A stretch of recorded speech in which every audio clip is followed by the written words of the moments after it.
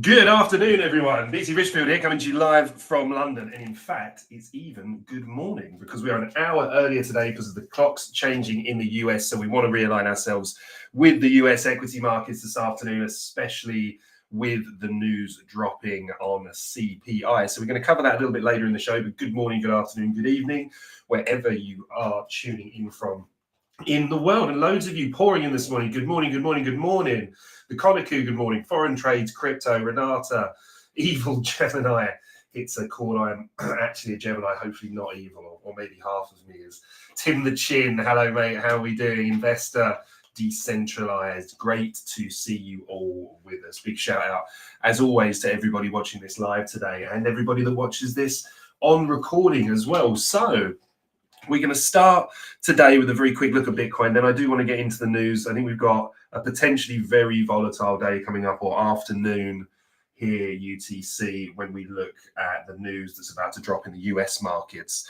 So a lot of the top funds this morning, speaking to a few people in London, central bankers, fund managers, people expecting pricing up to a 1.5% move and swing today on the S&P 500 and the NASDAQ, especially depending on which way we get the CPI print. Okay, so markets really kind of gearing themselves up for that. Crypto due to kind of deal with the fallout of it. But we've seen a little bit, of a bounce at the moment. But far too early to get too optimistic. But at the same time, we have to be prepared, right? So I'm going to show you what my thoughts on the charts are. We've been talking for several weeks now about the idea of positioning into this. So we were talking about how we position ourselves when we're in these accumulations, looking for these pumps higher. And especially, obviously, since we had the major pullback here, starting the week, the 24th of February. Last week, we were talking about where those buyers were located, targeting this weekly fair value gap. If I just pop our Fibonacci back on as well, if I can find that, let's have a look. There we go. Right, so weekly gap doing its job at the moment. The key thing for me that we released in the report as well was watching how price reacted at this low here. All right, the long tail wick down here that got bought all the way back up to here. Now, this was very, very interesting move, because we were looking to see how price reacted at the 0.5 Fibonacci retracement. All right, now for me, as I look at these markets, I'm saying to myself the whole way, what made me very speculative at the top here wasn't just kind of the price action, the fact that we swept out this high, climbed straight back into the range here. Now, accumulation is very, very normal. We saw it in a slightly different form over here, right? So, this accumulation here just chopped everybody up for a long period of time before really settling in. And then we obviously got this really large move higher. Now, one of the things that has really been playing on my mind here is, Bitcoin and some cryptos exposure to major funds now, as well as the fact that we've got an apparently pro-crypto president. I mean, look, Trump will always be there to win the popularity vote, right? So if he could tell you that he was going to bring back unicorns and he thought he would get votes, then I genuinely believe that he would say that. I don't really think he understands cryptocurrency. I think he's aligned himself with people like Elon Musk, again, who obviously incredible what he's done in this world. But again, I don't really think he's the kind of savior of crypto that people think he is. I think he sees as a business person, and quite a greedy one, obviously contributes to his success, a way to kind of play people. And I think he's kind of put that kind of thought process into the mind of Trump. When you look at the wording, the sentiment, how things have been said, the excitement about him coming in, the fact he was going to fire Gensler, the fact he was going to make, the crypto reserve exactly. And everything always just kind of changes when it comes to the time of actually following through with it. Now they're not actually actively buying cryptocurrency. They're just kind of appropriating it from criminals to make it into the reserve. So it's not going to have that kind of profound effect on the market people think. But we do have senators that are coming out that are probably a little bit better educated than Trump when it comes to crypto, that are very much behind it and want their states to be actively purchasing, right? So we're in this kind of point of flux. Morning, Calvo. How you doing, my friend? Hope you're not driving too far today, mate. So look, we are where we are. But for me, one thing I have to say, the cynic in me that always exists in these markets, and will probably in most of you if you stick around long enough, not just cryptocurrency, but legacy markets as well, is that if you're trying to get this on the balance sheet here and you're a fund, it's very, very difficult, I think, when you look at Bitcoin's history. And I know we've only got this going back to 2020, but, when Bitcoin typically has these big run-ups and these consolidations, it's not often the best time to buy it. I know Saylor goes heavy at these levels and I respect him massively for it. He's got his strategy. Very, very difficult to criticize that, by the way. All the people that come out and criticize it seem to be very vocal when Bitcoin's going down, yet he doesn't often get the credit he deserves when it's going up. You look at their average buy-in price and people are like, oh, they get liquidated soon, blah, blah, blah. They have no idea how the stock market works. Like, here's stock options, buybacks. There's loads of ways that guy can continue to raise capital, right? So don't believe all the FUD. However, if we look at these consolidations at the top, like here, for example, and this is what I'm focused on at the moment, right? This was kind of the COVID period. We kind of had this, we set this top. Everyone was like, this is going to be the big move. Price had this correction down. Looks very, very similar to what happened here.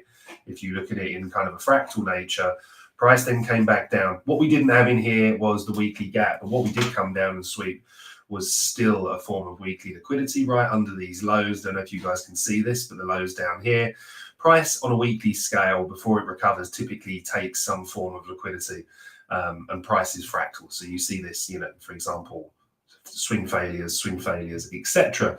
So on this basis, whether we have this corrective move here, and those of you with a keen eye will note that actually we kind of corrected back down into this point of consolidation here, right?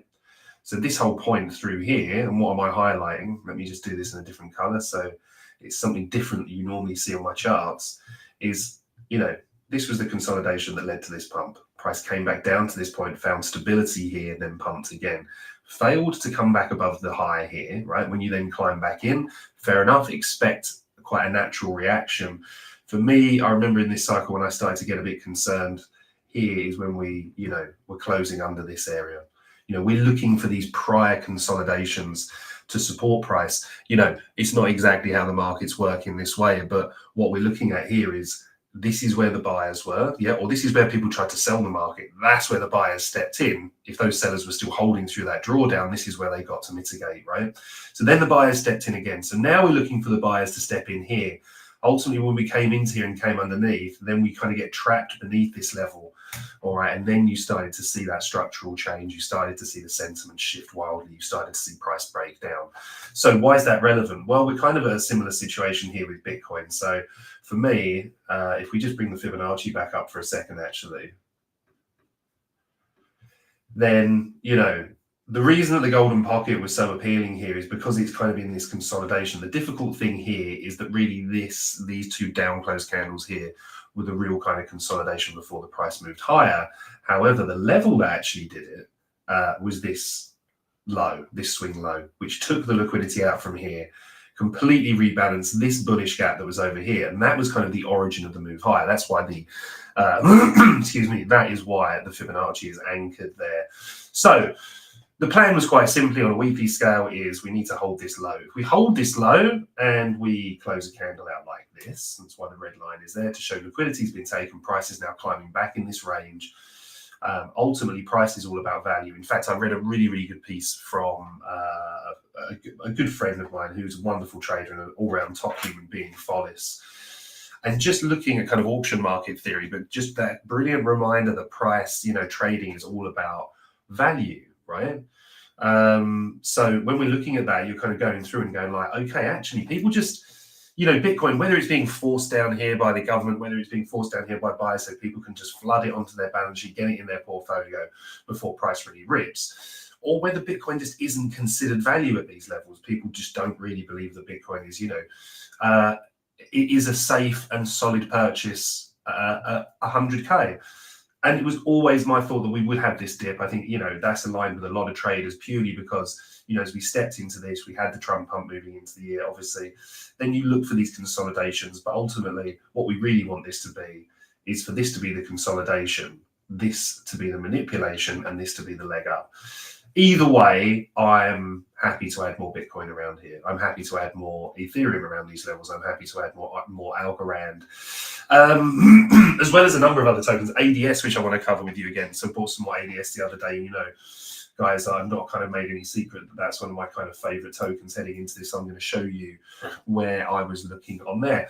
However, if we start to see weakness here and we get a weekly close below this swing low, which is the red line, then yes, we're still within this weekly gap. But I would then believe the price was coming down to the golden pocket here. All right. It makes sense that we have this consolidation. Price could tap into this and it's away. So there's a really, really simple plan for you all laid out on the weekly scale. Let me just have a quick look at some of the questions and also gives me a cheeky opportunity to sip some tea. Yes, a really good question there from Evil Gemini, right? The BC, the accumulation period last year was much longer than before. It was indeed, mate. And that's because while markets might follow a similar dynamic in terms of, consolidation, expansion, consolidation, expansion, consolidation, expansion, or, distribution, redistribution, etc., it's very, very difficult to know the time period in which, because there's still so many catalysts, right? There's so many catalysts that can affect this. However, markets majorly moved by institutional elements, right? Banks, hedge funds, major investment vehicles, right? Obviously, retail play their part. Collectively, retail has a lot of strength. But realistically, these kind of consolidation moves here are what you're looking for as prices kind of ranging around deciding, okay, is this value here? Is this value here? When basically enough buyers step in at the lows here to retest the highs, the point that the highs then start to break away, you normally have fundamental news and economic environments that allow this type of asset to thrive, all right? And we are dealing with a risk asset, arguably what is a beta risk asset, all right? So if we look at something like the S&P 500, or especially the NASDAQ, that's a lot more laden, obviously very, very heavily with technology stocks, then if that's getting smashed, it's going to be very, very difficult for crypto to catch a bid, all right? I'm not saying it's impossible, but that's certainly how I'm looking at the markets. Good morning, Nick. I hate it here as well. And my friend, unfortunately, due to my ignorance, I don't read that beautiful language, but I can certainly see the wonderful question. What is the time back at 90K? Yeah, okay. Very, very interesting point. I mean, it's very, very, very difficult to know what we would do. And I'll run you through my thought process for sure. If you were looking for 90K, for example, where are we? Let's just pop this here, right? So first of all, let's look at the area that we want price to get back up to and ask why we would be even looking to get back up to that area. Well, something that's very much of interest up here is are all these downside wicks, right? So if we look at all of these through here, this was the area that price initially found some resistance. Yeah, obviously nothing else over here. Price closed above this area, and then just look at all the wicks into this area, even this one, right? Now, that didn't provide a good buying opportunity, but every time the price wicked down and closed above, typically we saw progress from this area. Now, we saw lessening progress as we saw the highs start to diminish, but ultimately, once we close below this now, this area that was basically providing really, really strong support is now going to be seen as quite key resistance. Okay. The other area that I'm interested in as well is this low. All right, that was the low that was broken, also the low above that. So you can see that there's confluence around the area that you're looking at now. Ultimately, we need a lot of other catalysts to align themselves, all right? We need to be looking at geopolitical situations. You need to look economically as well, which is obviously a really key thing. Like today, we have CPI coming in as well right now. If we get a good CPI print, I think this really could be throwing some fuel on the fire of cryptocurrency, all right? Crypto's been selling off heavily. We've got a lot of uncertainty into the market. People that maybe have too much of a crypto-centric view aren't looking at the broader market and looking at what we need to understand from that sphere and how that obviously affects crypto. So when you've got uncertainty in the markets hate uncertainty, right? And Trump is bringing that in spades. Now, whether that's deliberate, I imagine some of it is. Whether some of it is ignorant, I imagine some to a lot more of that is. Whatever the outcome of that, it's either a mass market manipulation, right? And people sit there being like, oh yeah, blah, blah, blah, as if the president of the United States manipulating the market. We did it with Trump coin, for example. Musk did it several times before with Doge, with Bitcoin. Unregulated markets like that, they can basically make it their own plaything. And these people are money makers at the end of the day. Well, I mean, Trump's really inherited money, but, Musk is certainly a money maker. And I think, that the optimist in me is saying that price is being forced down to these levels to allow it to be a sensible buy for a lot of the larger investment vehicles, funds, etc., as well as Trump, his friends, family, anybody else that's privy to that kind of information. But I also think that price is kind of coming down in a way to kind of find that true value. I just don't think that the economic conditions are there right now for risk assets, which is what we're going to look into. But anyway, before we go on with that, right, then let's take a look at the daily quickly. And let's just very quickly look at this 90K question, all right? So for me, and that's just what this red line represents. I know it's not exact, but it is now, all right? Now, for me, it's very difficult for me to sit here and just say, like, I think we'll be back there in 3 weeks or 2 weeks or a week. What I have to do is I have to decant the information that I'm seeing on the charts, combine that with the economic situation in terms of, are we in a risk on, are we on a risk off environment?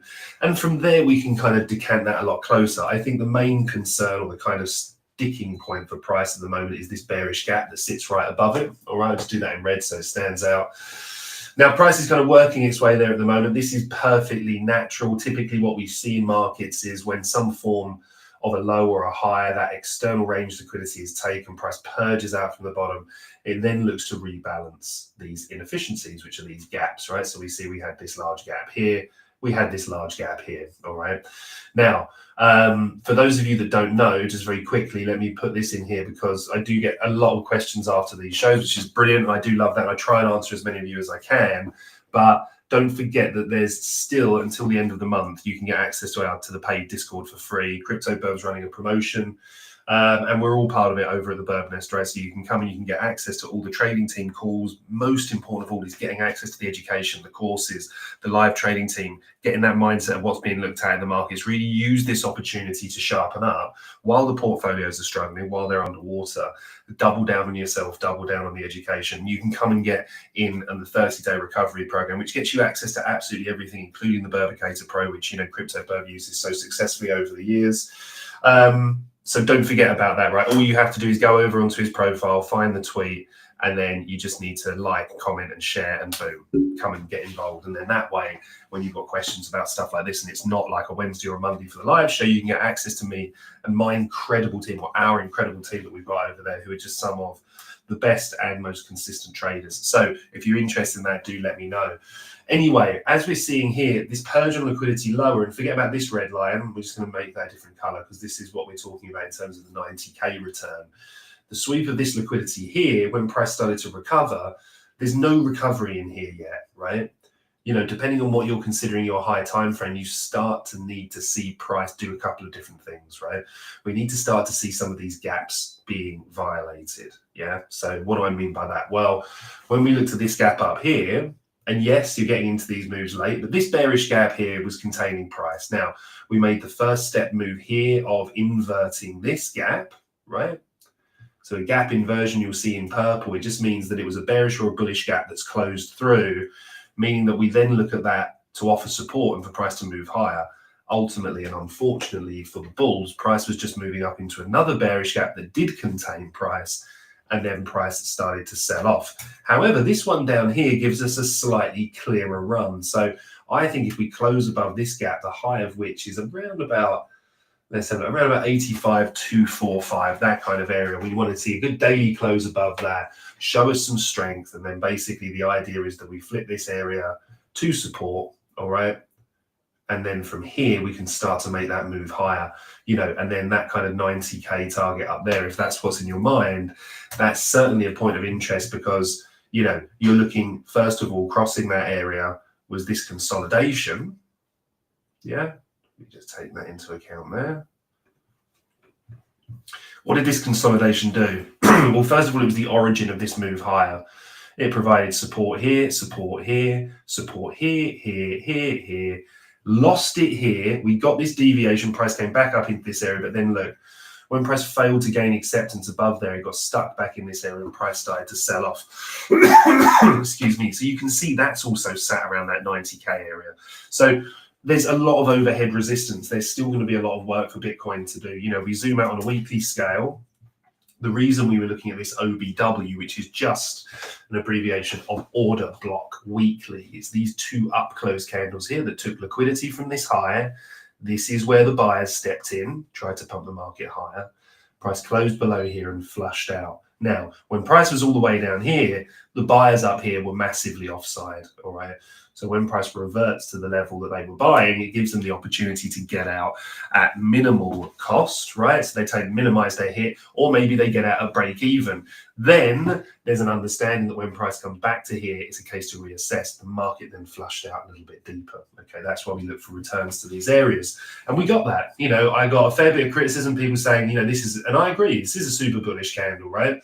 Fact of the matter is it closed under this area, which it hadn't done before for about 6 or 7 weeks, right? So I either need to see a recovery of this area and then for price to have come up and closed above this candle here, in which case we would have set a weekly order block here, but on a bullish scale, right? If we got price, if that candle had done this and closed above here rather than doing this, then I'd be looking for longs, right? But we didn't do that. The market's telling me that the areas that are that the sellers are stepping in are still strong, and the areas that the buyers are stepping in are very, very weak. So for me, I'm more looking at this kind of area and these wicks here, which do kind of sit around the 90K region for price to pump into, but we need it to do some technical elements for us first, right? Now, for me, and the team got some brilliant longs out from these levels, right? Weekly gap lows, some really nice kind of short intraday plays on a couple of alts, especially, that were looking very good. And I believe our very own Resume has got one out, a beautiful long at the moment. The members are in on Bitcoin as well from these levels.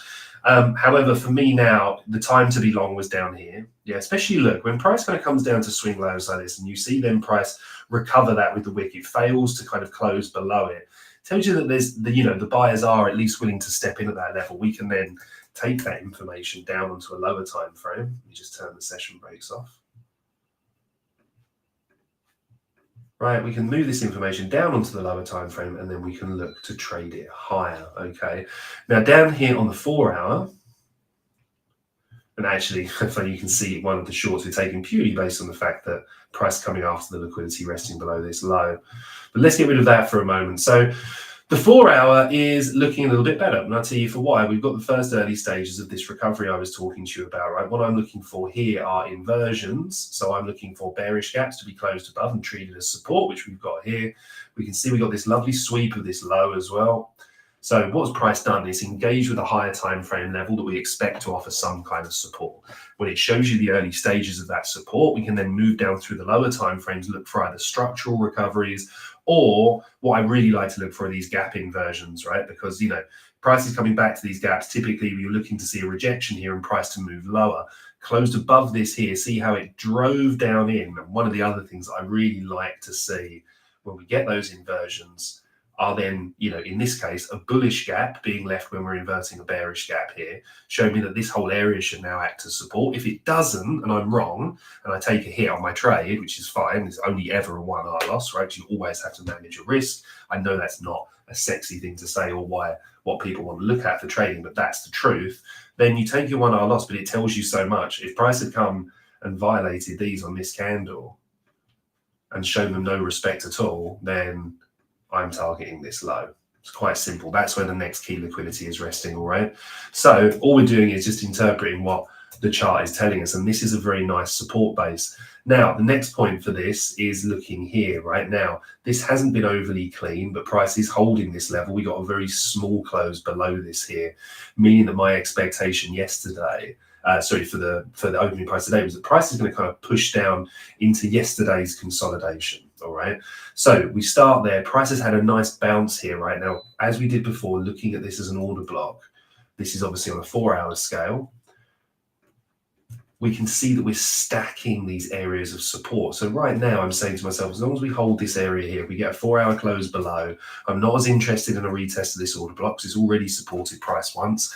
And what I'm saying to myself is, look, if the buyers are really willing to step in here, this should be able to move at least to the next resting liquidity, right?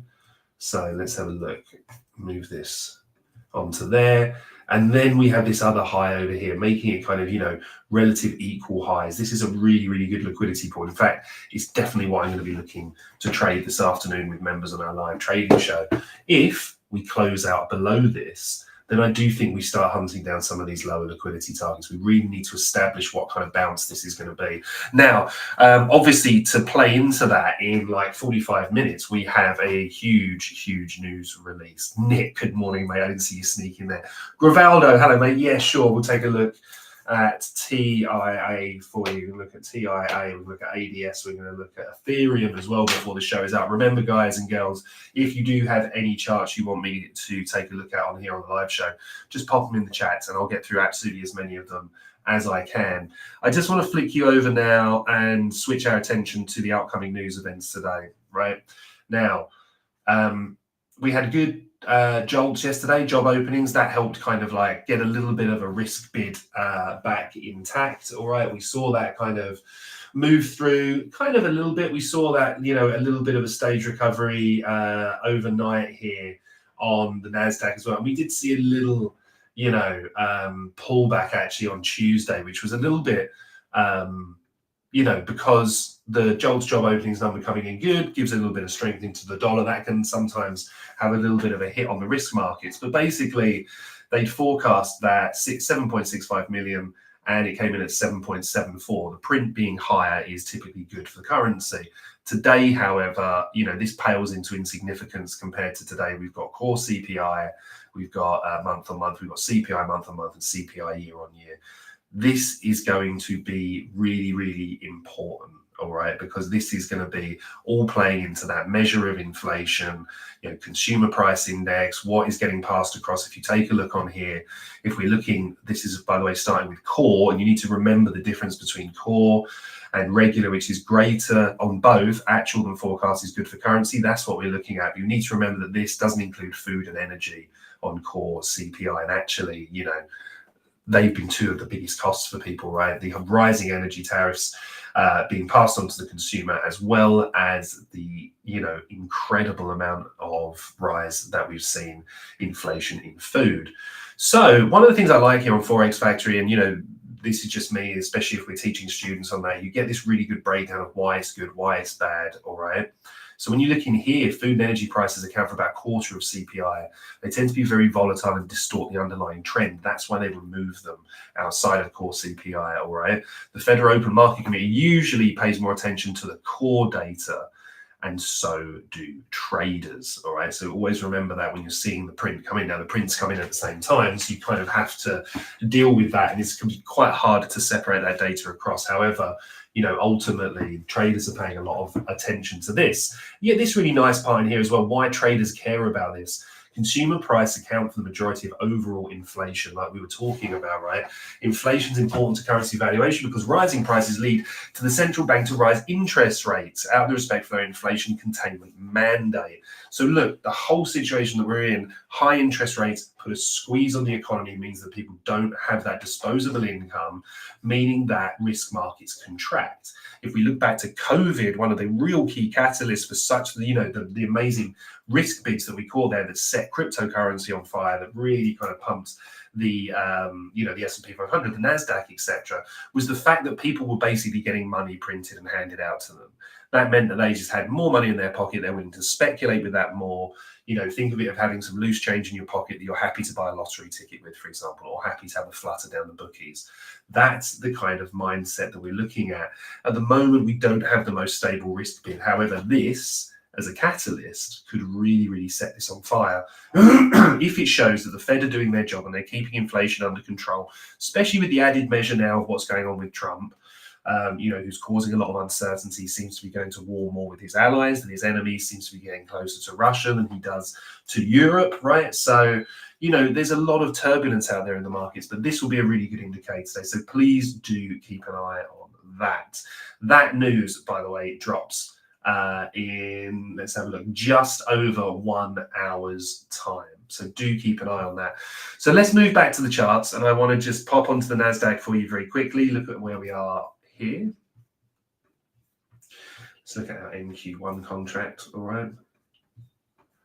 And something that was quite interesting, actually, we were discussing with members, was a look back at Nasdaq's recent history in terms of bearish gap inversions, right? So again, like we were talking about with cryptocurrency, these gap inversions, bearish gap containing price, sending it lower, price closes above that, gives price that catalyst to run higher, right? We saw it again here, right? We saw it again here with this large move higher.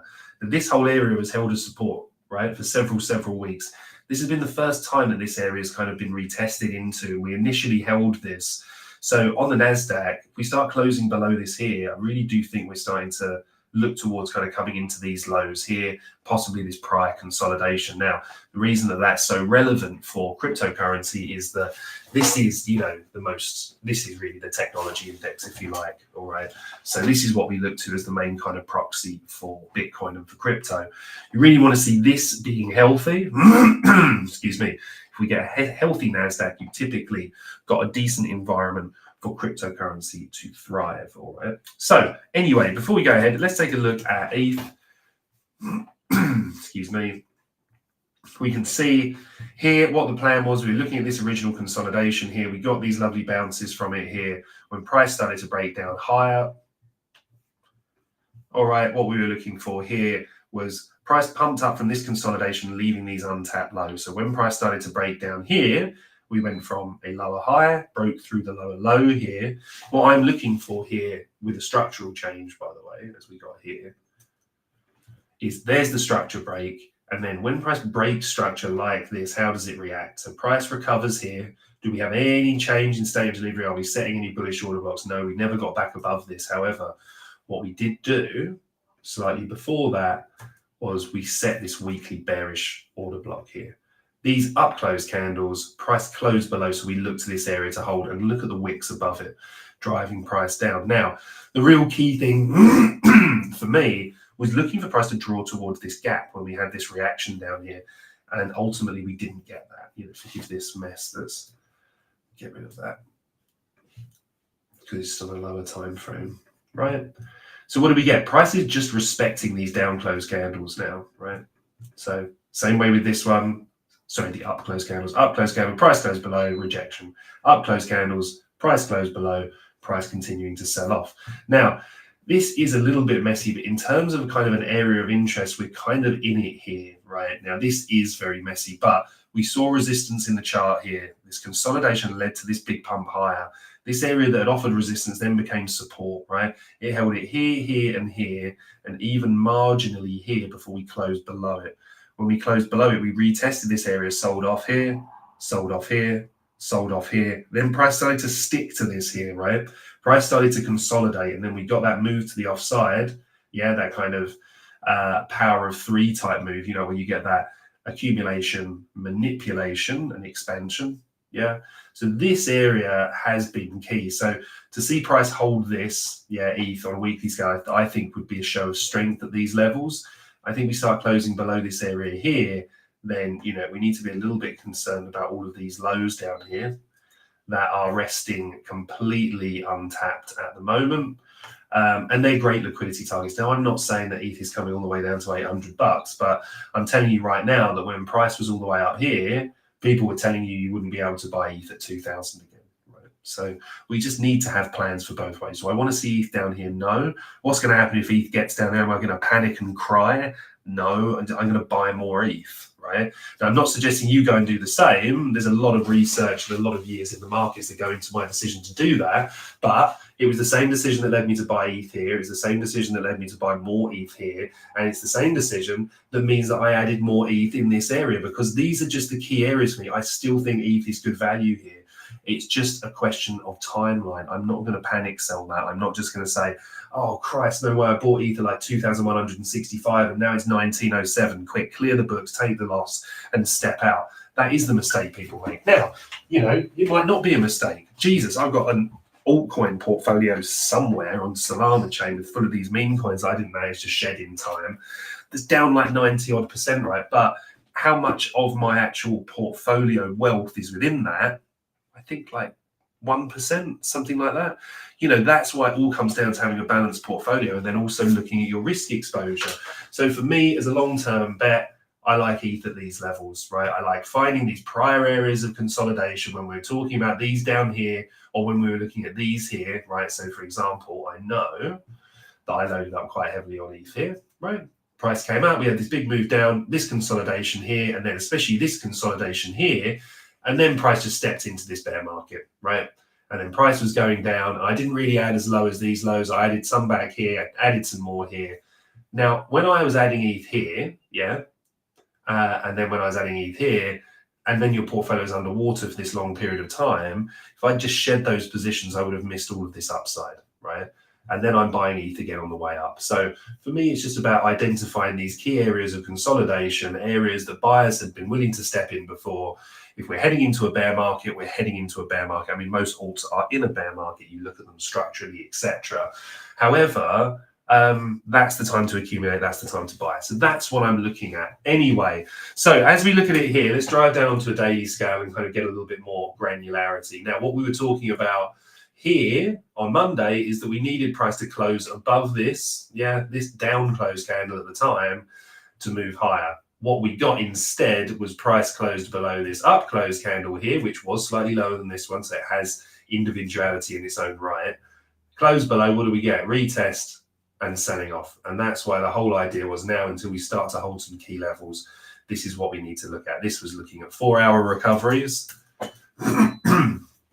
for which ETH is still struggling here. We've seen that kind of resurgence. We've seen what we've seen with Bitcoin. We've started to invert some of these gaps quite early here on Bitcoin. ETH looks a lot weaker here for me. And I think, as we look across the altcoin market, apart from some outliers, we're going to see the same kind of thing. So once again, bearish here. We got that reaction. Price sold off. We're now reacting from this bearish gap as price drives into this. We're now getting a secondary, excuse me, we're now getting a secondary drive into this area. Right, which could be a sign of strength here from price, but, for me, I'm not, willing to long this. Now, the difference in here is talking about what I'm looking to do in terms of swing trading, not positioning. I'm happy to buy ETH down here and stick it in cold storage. But if I'm looking to openly trade this while we're in this bearish gap, I can only favor short positions. I can wait until we get an early kind of indication that price might be willing to move higher, which is this, which is if price closes above the body of these down close candles. It will tell me that change in state of delivery is there, but we're still just drawing up further into this bearish gap. And then we're moving here into this bearish order block. And look how these order blocks work. Price closes below it here, retests it, price sells off, all right?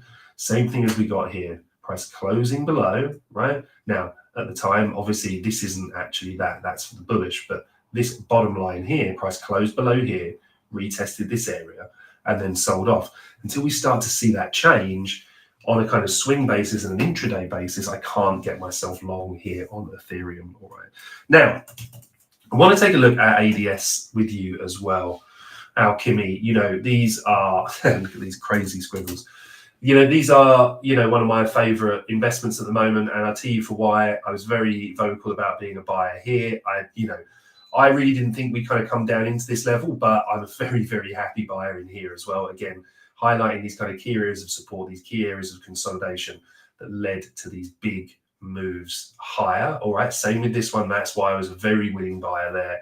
And you can see in the very, very basic squiggles that I've just left on really for the fun of it, but also I don't change these charts, right? Because we review the same charts twice every week, right? There's no point in just squiggling new things on charts every week, although it can be good to start with a fresh chart. You have to have accountability, right? That's the whole point of it.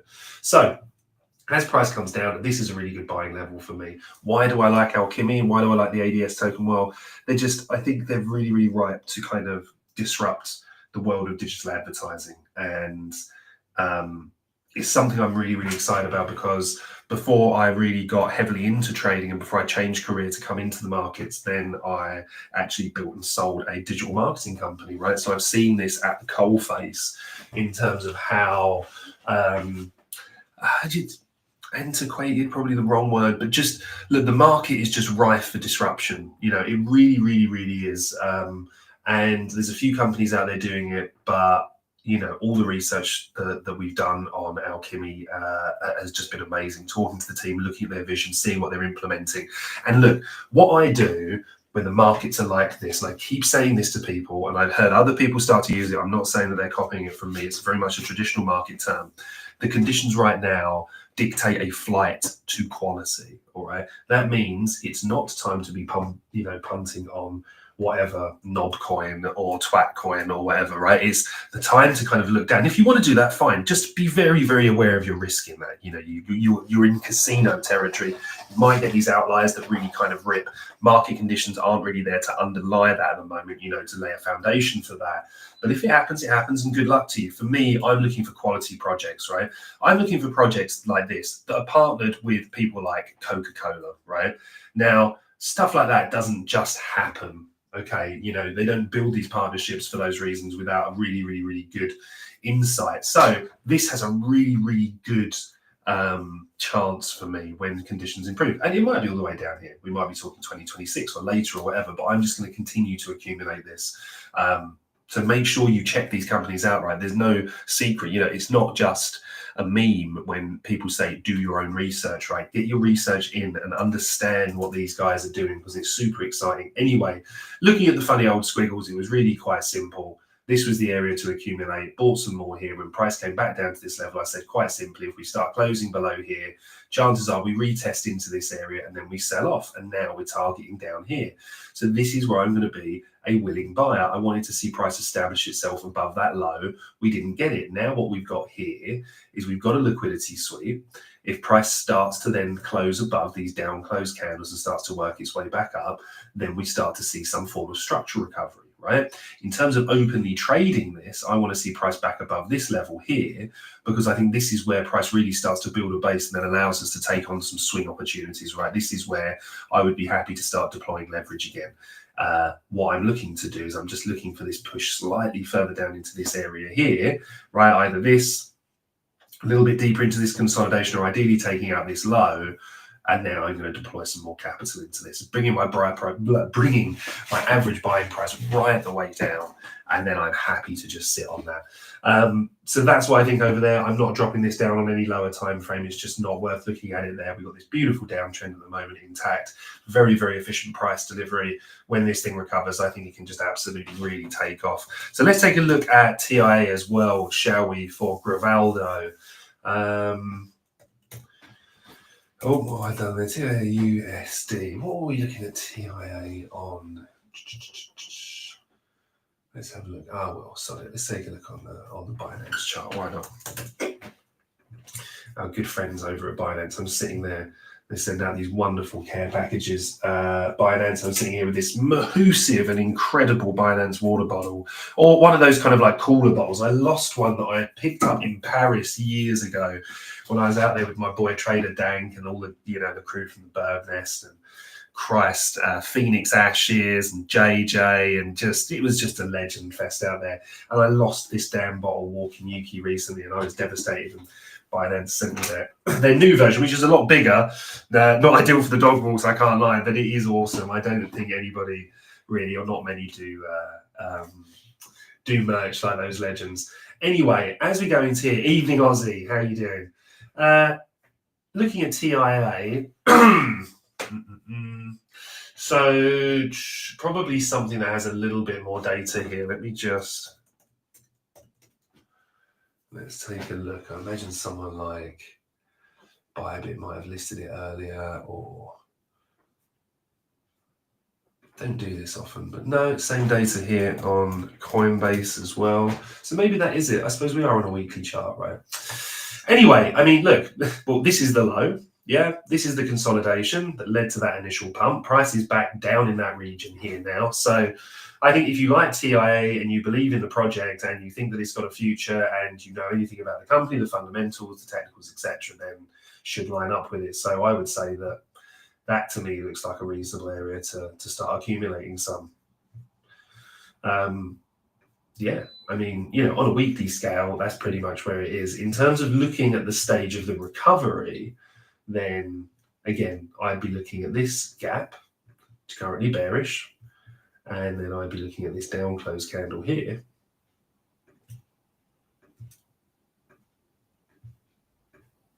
All right, and that for me in there is a really, really good area. So again, close above this, then looking for price to do this, invert this gap and close above it, look to this area of support, and then I think that's when this thing really starts to take off. This thing could grind away, could grind a little bit lower, but look, let's imagine we've got more price action back here, right? Let's imagine that price had come in and done all this craziness right before it got to here, and people are like, oh, I'm never going to get to buy this asset at that price ever again, blah, blah, blah, blah, blah, as they do. And then price gets down to here. The amount of people that are actually willing to buy here are such a small percentage, right? People typically want to buy people want to buy when you're here or here. People are waiting for these kind of confirmation plays, and then they end up getting taken out. And then you hear everybody saying like, oh God, only if we'd known here, only if we'd known here. Well, you were here again, and you are here again now. And believe me when I tell you, and there's nothing out there in the public domain or otherwise you can find about me that will tell you that I shill shit to anyone. My opinions are my own. I back all of my own plays with my own money. I trade live in front of all of our members. Everything we do is transparent and is fully reported like you would get at a proper fund. And that's it. Just the markets are that simple sometimes. Now, this thing could go to zero, which is why you have a balanced and a risk-managed portfolio, right? But for me, I think this looks good here. Anyway, moving off of this onto a daily scale, we've seen another dip lower here, absolutely fine. I think we've got an early stage recovery starting to happen here on the daily. So, okay, we don't want to kind of, get too carried away, but what have we done? We've got these down close candles here, right? Price closing above this shows that we could be in that early stage of a recovery. Now, remember what we said before, we're looking for singular or consecutive down close. They're bearish candles. They're either red or on my screen, they're black, to be closed above, right? So let's look at this. When price was here, had we closed above it? No. We set these new down close candles here. When did price close above it? Here. What then happened? This area gets used as support. Again, where the selling pressure's in, this is catching sellers offside. This is your short squeeze. Price comes up, takes those players out. It's taking all that liquidity to fund those bids higher. And then remember, again, we get that beautiful bullish gap. And then price pushes up. And then you're like, yeah, BC, but price just kind of got caught here and then just went into oblivion. That's fine, because all you're doing is you're looking for those early stage indications that that's happening. And then when we came up here, remember that I said to you, we look for those inversion gaps, right? We look for those bullish gaps. We're looking to support price. When you see a big candle like that close through like that, there's a lot of volume in that body, a lot of selling pressure. We also set that bearish gap, right? I'll just do that in red so it stands out from the others. Yeah, up close candles or bullish candles that have swept liquidity, price closes below, becomes a high probability order block. For me, that's where price is gunning for at the moment, I think. I think if we close above here, there on a daily scale. Then intraday, I'd be looking for pullbacks and then targeting longs to this area here. We also have this big bearish gap here that we need to contest with as well.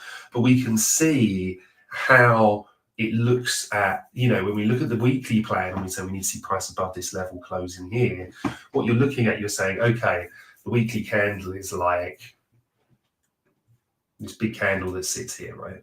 We're going to do it green because we're going to be optimists about this, all right? And then you say you go like here, wick.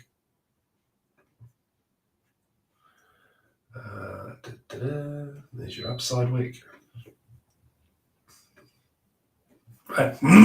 So this is just an example. Now remember, in that weekly candle, and say we get that weekly close above, you're going to have 7 daily candles. I know the scale is shocking, but just humour me, all right? So to get that close above here, we need to see what we want to start seeing in this candle happen on a smaller scale within here. And this is the first stage of that recovery.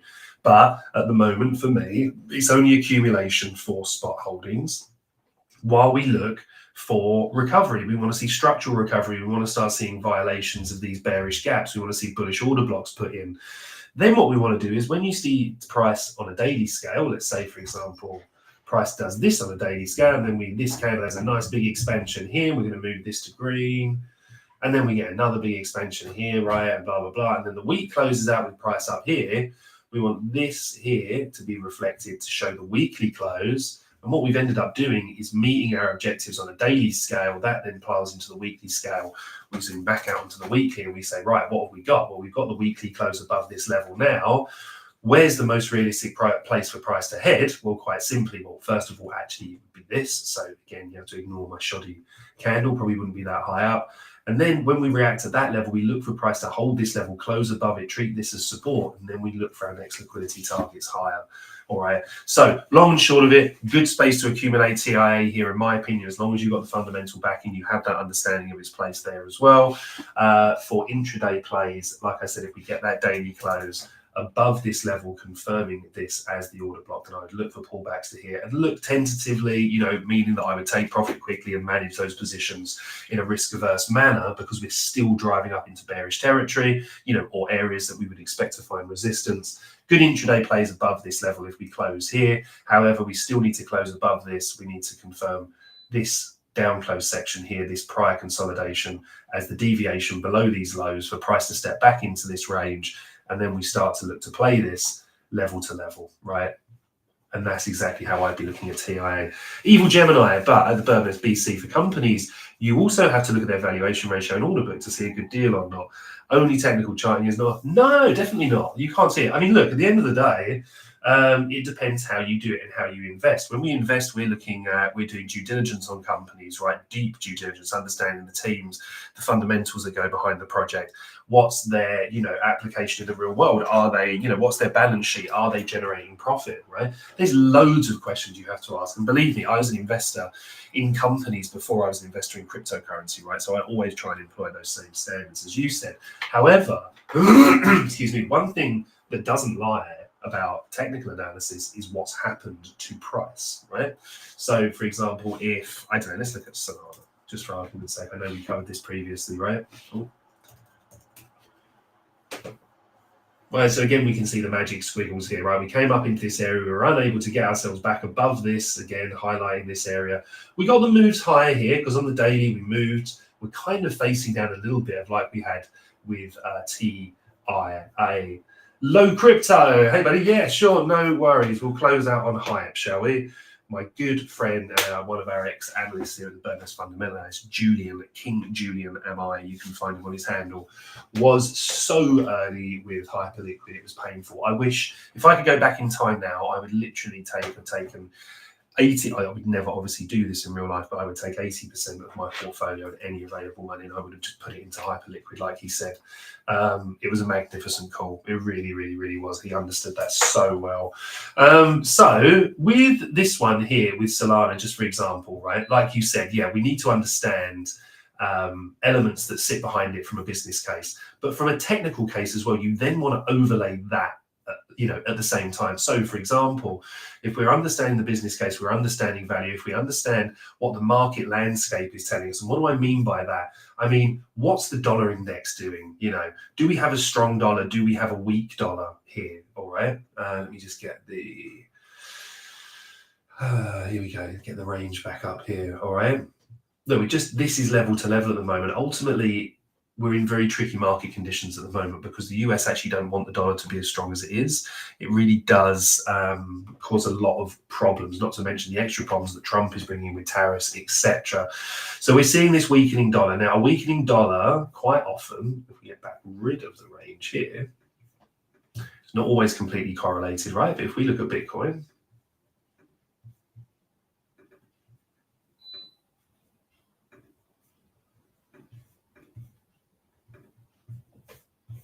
yeah, and then we move that across.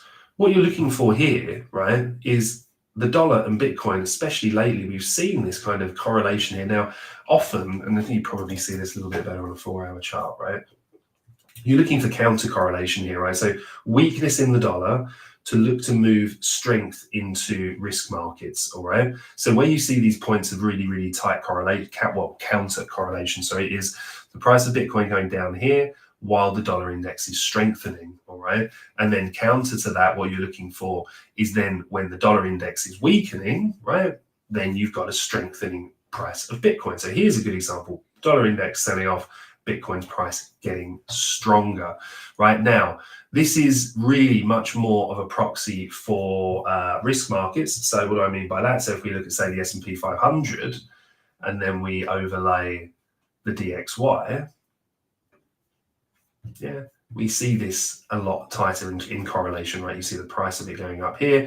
You see the price of the dollar index going down here. So what we're trying to do is we're trying to overlay, and these correlations are never perfect. You can read all these amazing correlation studies, by the way, before I have people in my DM saying, BC, DXY doesn't always go up when risk markets go down. No, of course it doesn't, or everyone would just fucking buy risk markets when the DXY was falling. But we have to look at this with a larger frame of context, okay?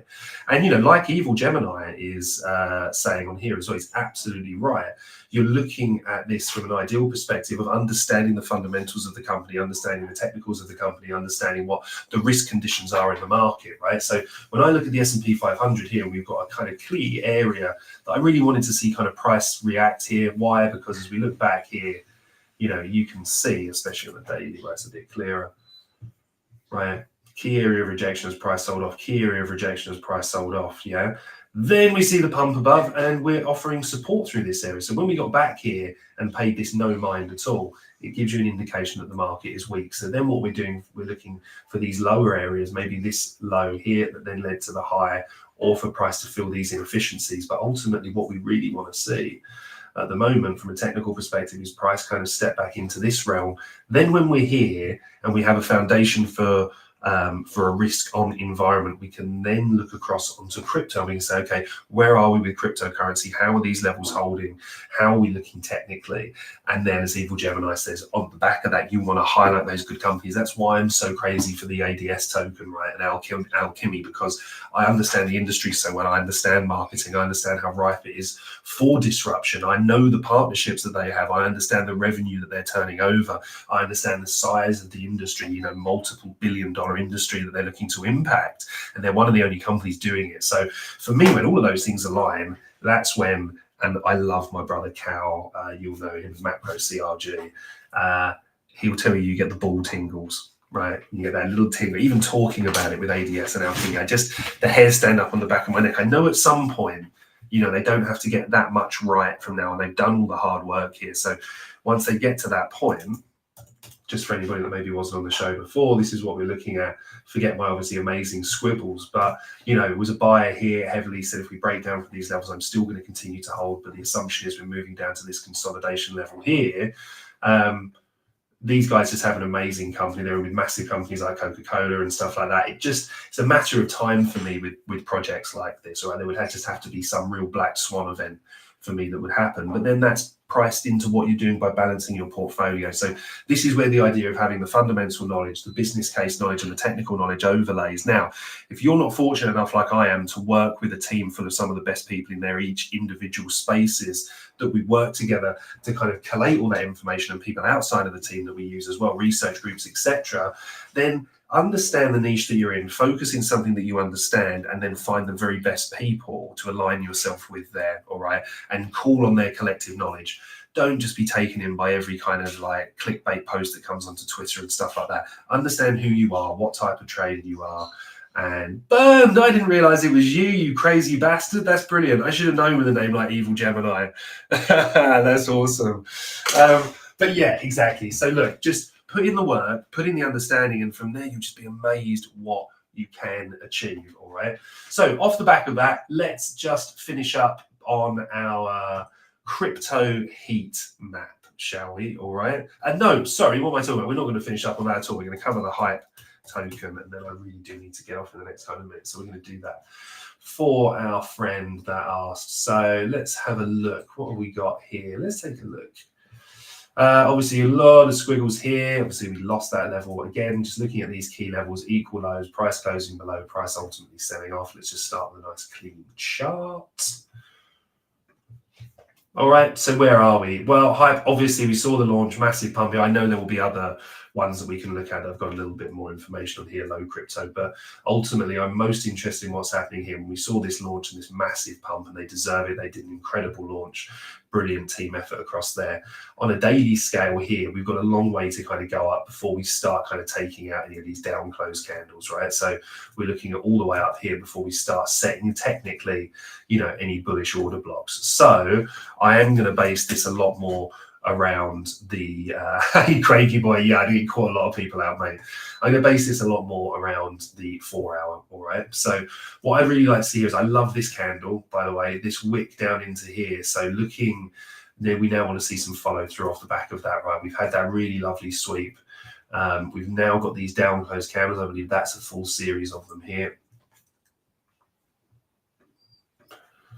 Right, so really simply for me, I want to be quite cautious here. I would like to see hype close above this level here. Again, investing in hype, I'm a happy buyer at these levels, right? I just continue to buy this as it goes down, right? I think they've got so many big things that are going to, you know, kick back in when these market conditions improve. Like a lot of really good projects, they're just kind of being I don't know what the right word is, muted, I suppose, just by current goings on. But if I'm looking at this, right, and I'm saying to myself, okay, I think it's going to do this, is I'm going to pink color, right? This here was the up move that led to price selling off on liquidity, right? We've got another one of those here as well, as prices dropped off. So getting above these here and setting this order block is key, because we then mitigate this area. But the real point of mitigation for me comes in here. If we can get above this here, right? It actually should be a sweep line, but right, we can get above this here, take the liquidity, and then we can flip this area here to support, close above this, use this as an order block. I think this very quickly becomes the base, yeah, that price then finds progress higher. Then on the higher time frames, that's what we're looking for, all right? Any breaks lower, it's very hard to predict where it goes down to from here, because obviously, in terms of the data as we look left, you know, we just got this really big inefficiency that price could really kind of get down into however it wants. Although, if we look at this from a perspective of this, if you're looking at this for anybody that's studied, you know, price action in terms of ranges, you're looking at top 50% being kind of a decent area to position yourself to look for short trades. This has now got back down into an area where it favors longs. If we're looking at this from a Fibonacci, however, price is holding the 705 and the golden pocket area, which for me is a good thing. So again, that does play a part in me thinking, you know, this is probably a good place to start accumulating some of this. But again, from a swing perspective, we just need to see a few more bits and pieces to come through. All right. Awesome. So look, big shout out to everybody for joining the stream today. Thank you so much. I know it's an hour earlier at the moment. It's because we align with the US markets, and going to be jumping onto our live trading show in 15 minutes with members to make sure we get in before that news drops. Again, a lot of the top funds, people, analysts are expecting potentially up to a 1.5 move today on the S&P 500 and the Nasdaq based off the CPI print, which is a big move for those markets. All right, so do trade safe. Remember, you can come over and join us at the Bird Nest. You can get in for free at the moment. Just get yourself over at CryptoBird's Twitter profile, and you can just follow the steps there. There's no catch. You just come along, you get access to absolutely everything in the paid Discord until the end of March, just to help you get back on your feet. We've got daily webinars, we've got courses, you've got access to the professional trading team, all of our calls and everything to boot. All right, wishing you all a fantastic week ahead. Do be safe, keep an eye on the news. Remember, we also have PPI dropping as well, and we've got a pretty turbulent Friday faced up too. So have a fantastic week ahead. I look forward to seeing you all around the nest.